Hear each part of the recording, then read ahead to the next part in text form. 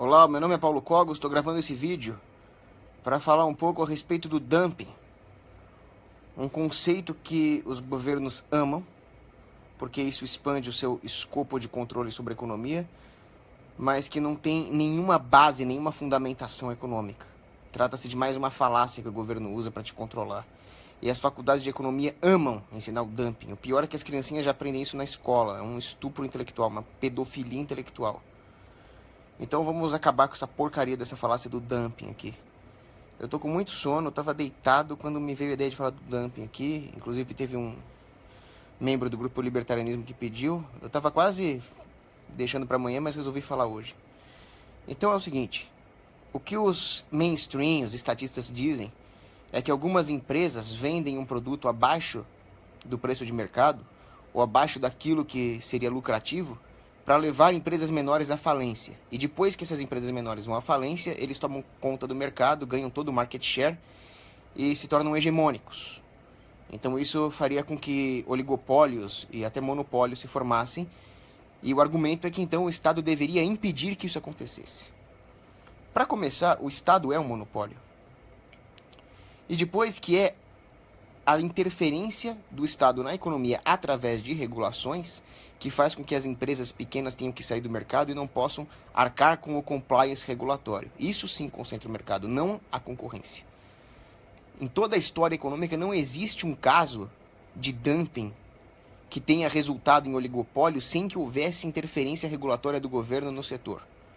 Um exemplo que o economista Murray Rothbard dá é o caso dos camarões. Então existiam lá os pescadores de camarões nos Estados Unidos, mas ao longo da década de 70, 80, a tecnologia da indústria de camarões, aqueles criadouros, foi se desenvolvendo em outros países, no Chile, no Vietnã, e com isso eles começaram a vender camarões muito barato para os Estados Unidos. Ficou mais barato importar do que comprar aquilo que era produzido lá dentro. Aí o que os produtores de camarões fizeram, os americanos? Foram chorar para Washington, dizendo que isso era um dumping internacional. Como é que o chileno vai se coordenar com o vietnamita para destruir o Zé Minhoca lá, o redneck que pescava camarões lá nos Estados Unidos? Então era do interesse do consumidor americano comprar camarões mais barato. O problema é que entrou o lobby. Então tudo que o dumping faz é impedir que as tecnologias que aumentem a produtividade tenham efeito. É impedir que a divisão de trabalho numa economia tenha efeito. É impedir que os interesses do consumidor sejam atendidos porque existe lobby. E se você acha que é possível simplesmente eleger políticos que não cometam esse tipo de barbaridade em troca de voto, você ainda não entendeu como uma democracia funciona. Democracia é exatamente isso. Grupos políticos bem organizados fazem lobby e prejudicam toda a população de uma maneira difusa. Então a democracia é o atendimento de diversos interesses escusos com o prejuízo de toda a população. É assim que a democracia funciona.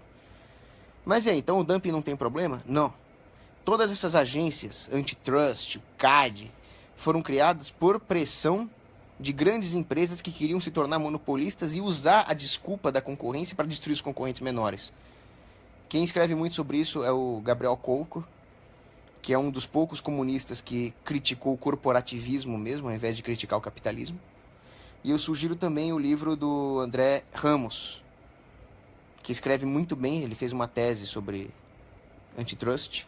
O livro dele é excelente, trata não só de dumping, como também da liberdade de formar cartéis e de como isso é de interesse do consumidor, que existem cartéis bons e que os cartéis ruins só se formam com a interferência do Estado. Mas vamos lá. Para começar, é impossível que uma agência do governo, um burocrata, um planejador central, possa divisar o que é o lucro.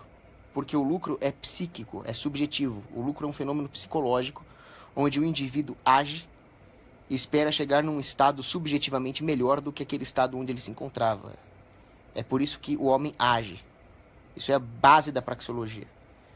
Então é impossível para o governo argumentar o que seria lucro para um empresário.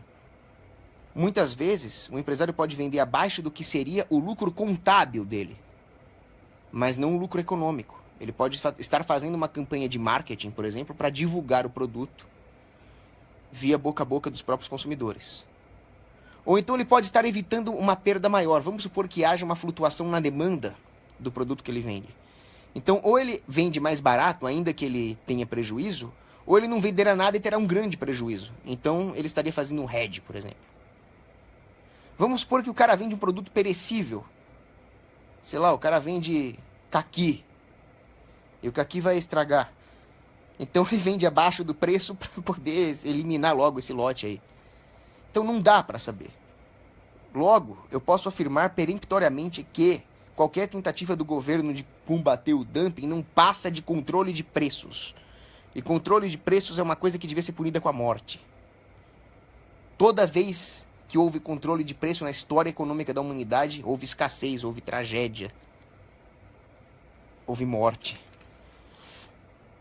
Uma outra coisa é que as empresas menores, aquelas que teoricamente estariam sofrendo com o dumping, elas precisam aprender a se diferenciar. As empresas menores podem vencer as maiores através da diferenciação. Essa é uma estratégia de obter um market share. Então, se o seu concorrente está ganhando porque ele vende barato, ganhe dele se diferenciando, oferecendo um produto de melhor qualidade para o consumidor, oferecendo alguma coisa mais específica, mais local. Então, essa pressão vai fazer com que haja a possibilidade do empresário entender a necessidade de procurar uma forma de diferenciação. De certa forma, essa prática de vender abaixo do preço comunica essa necessidade de diferenciação ao empresário, que precisa estar alerta. Empreenda, vem do latim prehenda, que significa alerta, certo? Então, ao contrário do que dizem, a liberdade de vender abaixo do preço vai fazer com que o mercado se torne mais diferenciado, mais localzinho, menos homogeneizado e pasteurizado.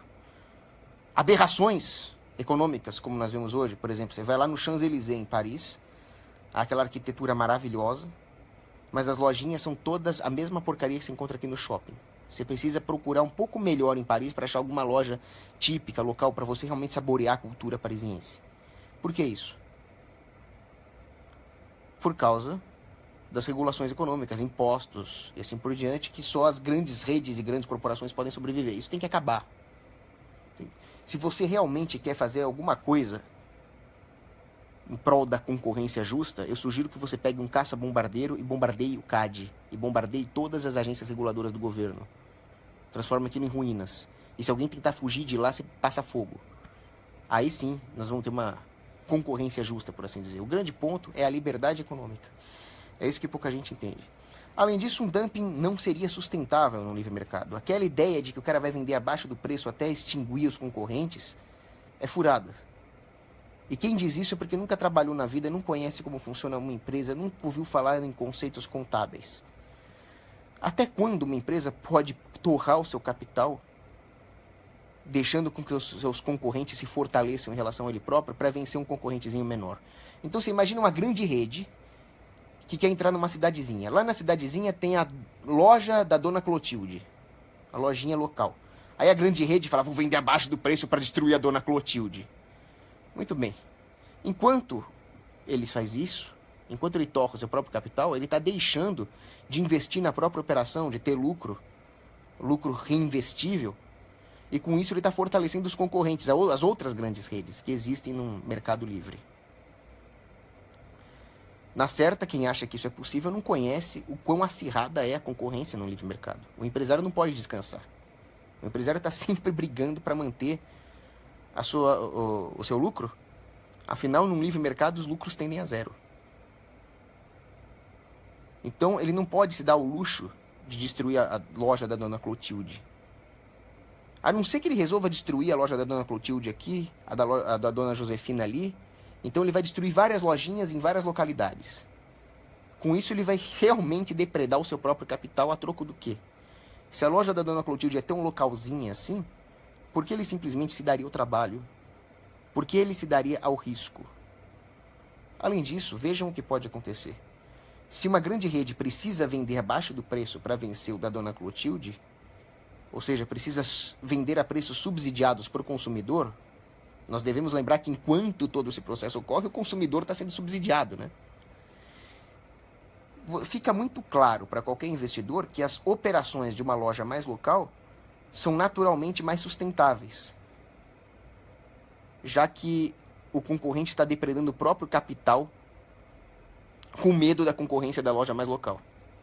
Fica claro, portanto, que esse investidor estaria lucrando no longo prazo se ele investisse, se ele mantivesse as operações da loja mais local, já que provavelmente ela vai vencer a concorrência naturalmente simplesmente por ser mais local. Ela já tem uma diferenciação que fica clara pelo simples fato de que o dumping seria necessário para vencê-la.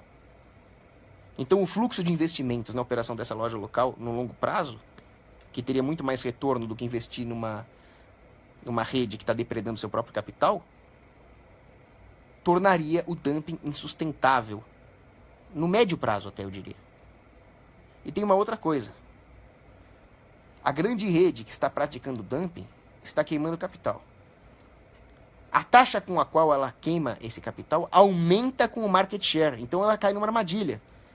Ah, vou praticar dumping para aumentar o meu market share. Muito bem. Só que quanto mais você aumentar o seu market share, mais você está perdendo. Porque ao invés de lucro por unidade vendida, você vai ter prejuízo por unidade vendida. Então ela vai se desmoronar em si própria. Aonde? Demônios que isso seria sustentável no livre mercado. Os caras têm... Os caras nunca trabalharam na vida para falar um negócio desse. Agora vamos supor que a lojinha local realmente vá à falência por causa do dumping. Vamos imaginar o cenário mais absurdo possível. Muito bem, eles torram o seu fluxo de caixa, eles saem do mercado, mas todo o maquinário tá lá. A loja física tá lá. Tá tudo lá. Então fica muito fácil para um concorrente adquirir esse capital a baixo custo. Então o custo de capital para entrada nesse mercado vai estar muito baixo. A concorrência só está sendo facilitada. Então, uma empresa que praticar dumping, ela vai estar plantando as sementes da sua própria destruição. Porque fica claro, então, que basta ter um pouquinho mais de capital para você vencê-los de uma maneira muito fácil, durando mais na guerra de preços do que eles. A empresa que começa a praticar o dumping vai atrair investimentos na concorrência para usar aquele capital físico que não está sendo destruído, está apenas sendo desprovido de capital de giro, de fluxo de caixa, está lançando um sinal no mercado de que aquele capital a baixo custo está perfeitinho para entrar um concorrente ali. Então não adianta, não é sustentável no livre mercado. Simplesmente pegue o seu dinheiro e reinvista nas suas operações para tentar baratear o seu produto através de economia de escala, através de tecnologia. Assim você vai poder baixar os preços de forma sustentável. De outra forma você vai ser destruído. A não ser que o governo venha encher o saco e atrapalhar. Aí se o governo atrapalha o seu concorrente com regulação ou te subsidia, aí sim você vai ter esse cenário de pesadelo. Mas só se o governo entrar no meio. Bom, basicamente é isso.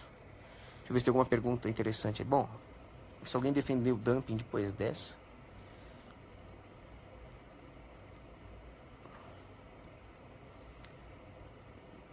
Bom, boa noite aí para quem mandou boa noite. Tem um monte de comentário idiota aqui pedindo para ser bloqueado.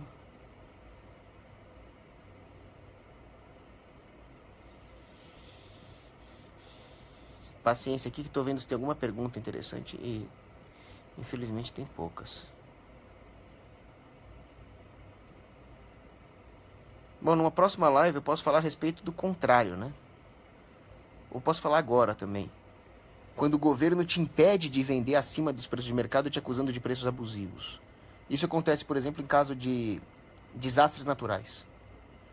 Então, por exemplo, tem um desastre natural e, obviamente, o preço dos medicamentos, o preço da água, o preço dos mantimentos vai subir. Aí o governo, pagando de bonzinho, falso bonzinho, vai falar que é absurdo, a população passando sede, passando necessidade, os caras vendendo a preços abusivos, ora.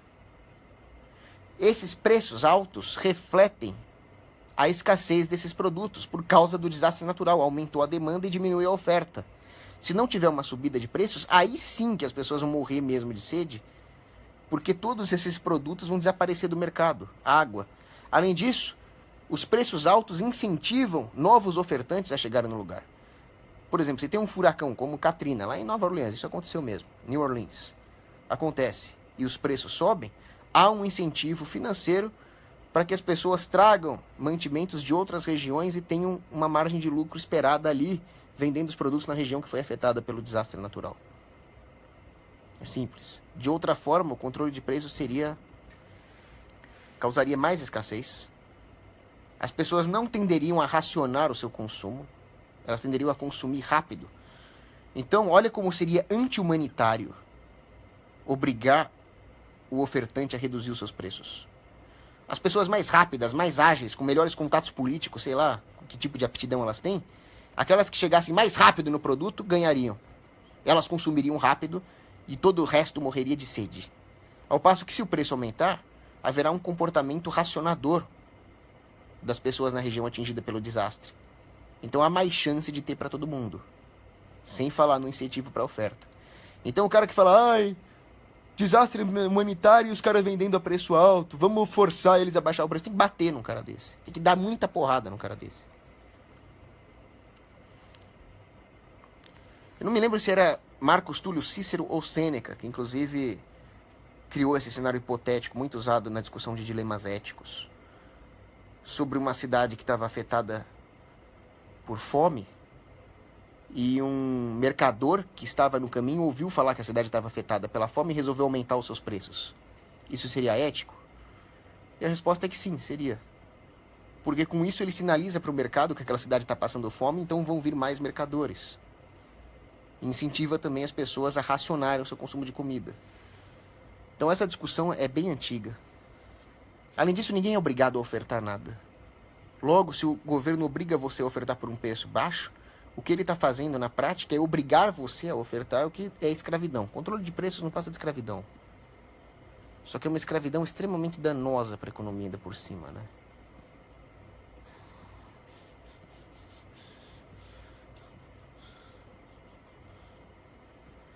Bom, eu estou lendo as perguntas aqui. Infelizmente não tem nenhuma pergunta que presta.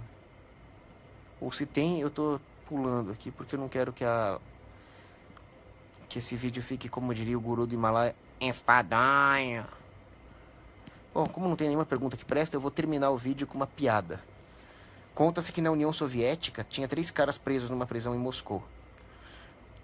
Aí um deles pergunta, e aí, por que vocês estão presos? Por que vocês estão nessa aqui? Não, porque eu trabalho numa fábrica do governo, para os planos quinquenais, e eu chegava atrasado e estavam me acusando de trair a revolução e trair o proletário. E você? Não, é que eu chegava adiantado e me acusaram de sabotagem industrial. Ah, é? E você? Não, eu chegava exatamente no horário e me acusaram de ter um relógio ocidental. Só que aí que tá. No Ocidente a coisa é mais assustadora, porque tinha 3 caras numa prisão em Washington também. Aí um deles pergunta, e aí, por que você está preso? Não, porque eu vendi acima do preço de mercado e me acusaram de preço abusivo. E você? Não, eu vendi abaixo do preço de mercado e me acusaram de dumping. E você? Eu vendi exatamente no preço de mercado e me acusaram de cartel. Então, para você ver, o socialismo no Ocidente é mais assustador que o socialismo soviético. Um abraço. E beijo para as meninas. E boa noite também, que eu vou dormir.